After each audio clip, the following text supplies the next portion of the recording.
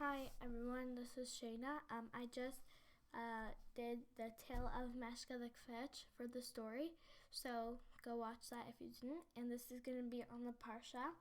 So, the festival sacrifices.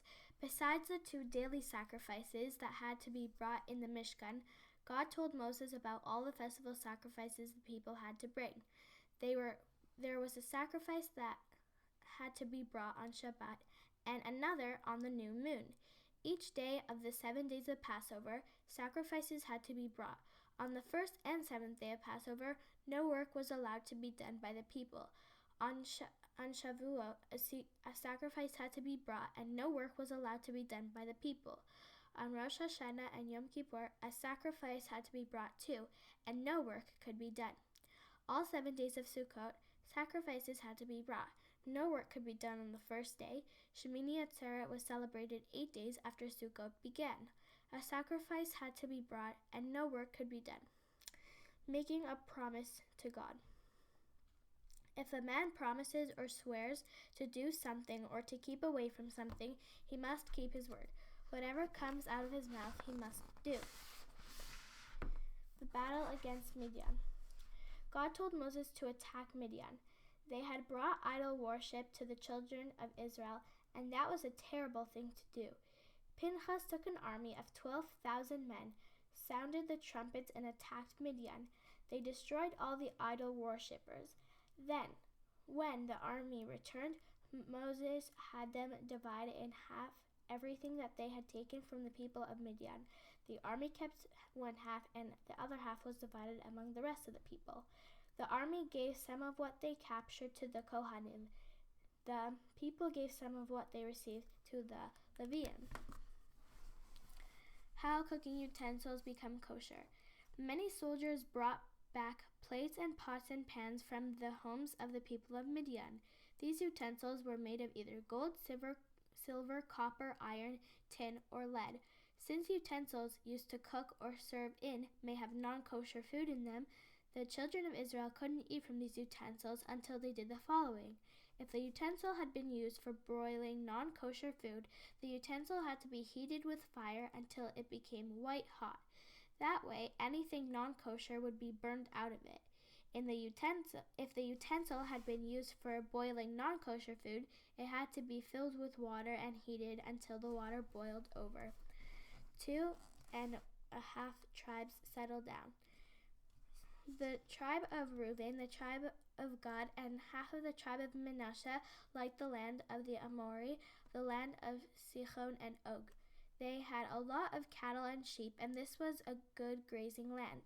So they asked Moses if they could stay in the land and not cross the Jordan River to the land of Israel. Moses said to them, "Do you think it is fair that the other tribes will have to do all the fighting when they come to Israel while you stay here?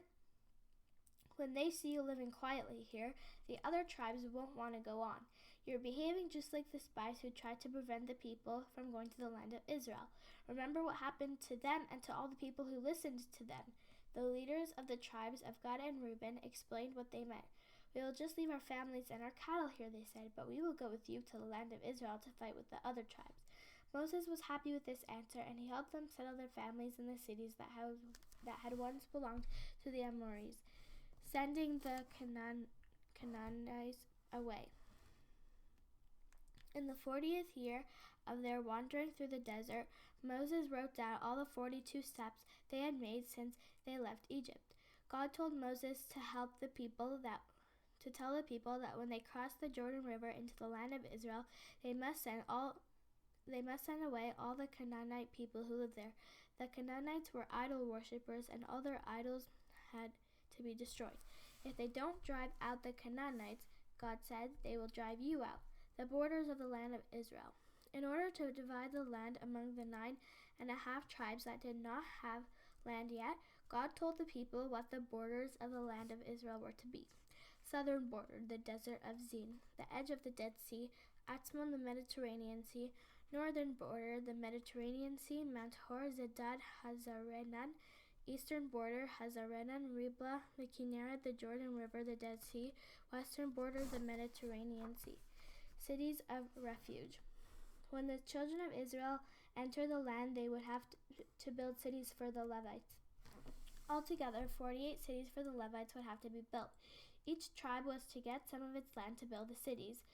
But 6 cities of the Levites were to be cities of refuge. 3 of the cities of refuge were on the east side of the Jordan River, where Reuben, Gad, and half of the tribe of Manasseh lived. The other 3 cities were to be used by the 9.5 tribes. God explained that these 6 cities of refuge are for anyone who kills a person by accident.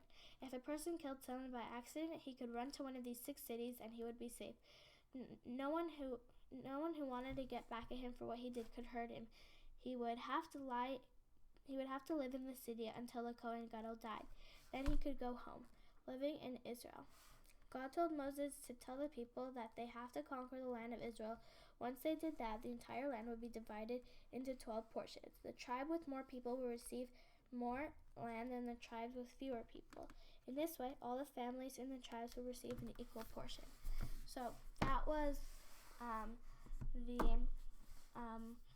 Parsha part. And again, if you didn't watch the Tale of Meshka the Kodesh, then go watch that. So have a great Shabbos, and I will see you guys next week.